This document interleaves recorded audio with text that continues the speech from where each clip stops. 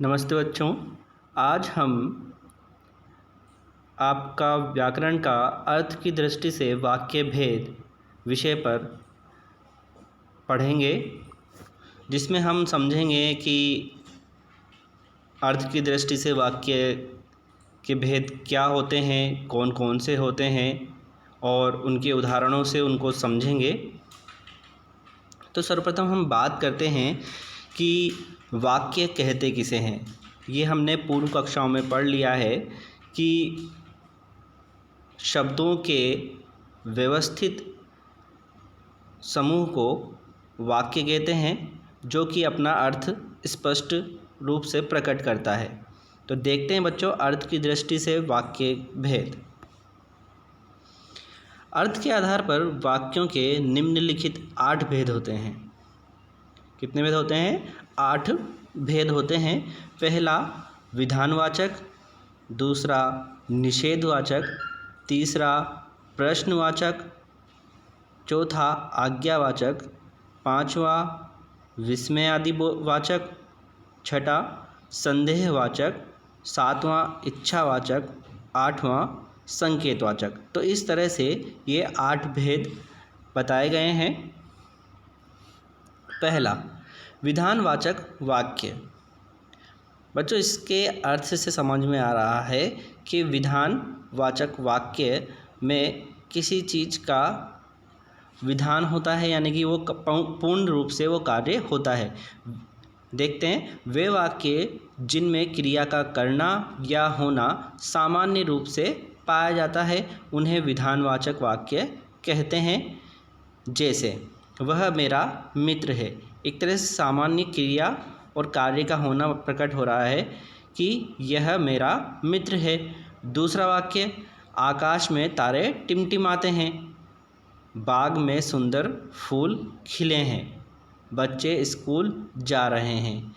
तो ये सब क्रिया का इसमें होना है या क्रिया इसमें सामान्य रूप से प्रकट हो रही है, इसलिए ये एक विधानवाचक वाक्य इस तरह के होते हैं। दूसरा निषेधवाचक वाक्य। निषेध यानी होता है मना करना। वे वाक्य जिनमें क्रिया के न होने या न करने का पता चले, उन्हें निषेधवाचक वाक्य कहते हैं। जैसे आज मैं विद्यालय नहीं जाऊंगा, वह कभी सच नहीं बोलता, उसे कोई पसंद नहीं करता, सड़क पर मत भागो। यानी कि यहाँ सब न होने या न करने वाले वाक्य हैं, इसलिए ये सब निषेधवाचक वाक्य कहलाते हैं।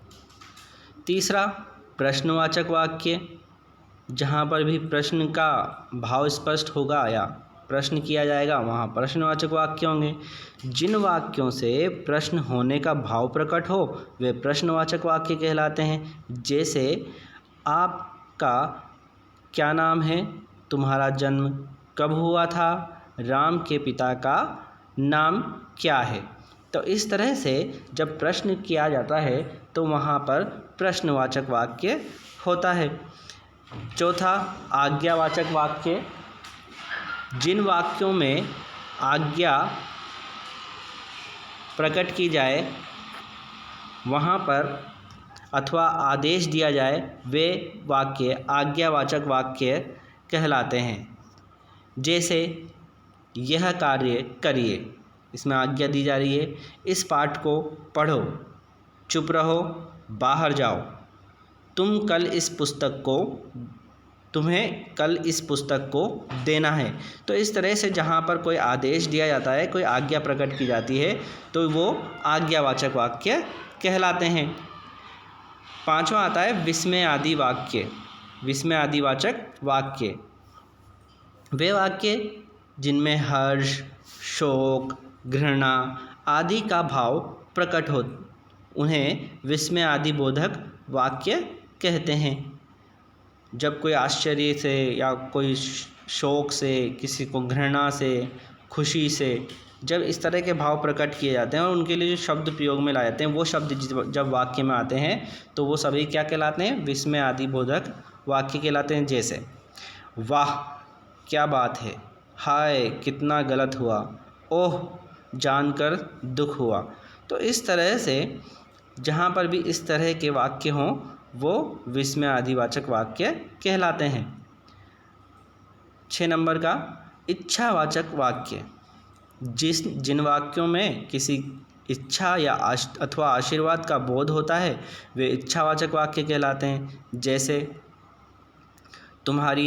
ईश्वर तुम्हारी लंबी आयु करे, तुम्हारा नववर्ष अच्छा गुजरे। यानी कि जहाँ पर किसी की इच्छा प्रकट हो या आशीर्वाद दिया जाता है तो वहाँ पर इच्छावाचक वाक्य कहलाता है। नेक्स्ट आता है संकेतवाचक वाक्य।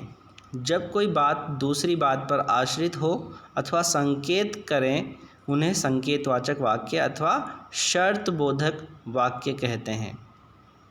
यदि तुम अच्छी मेहनत करते तो प्रथम आते। एक बात दूसरी बात पर निर्भर है, संकेत किया जा रहा है, उससे शर्त रखी जा रही है।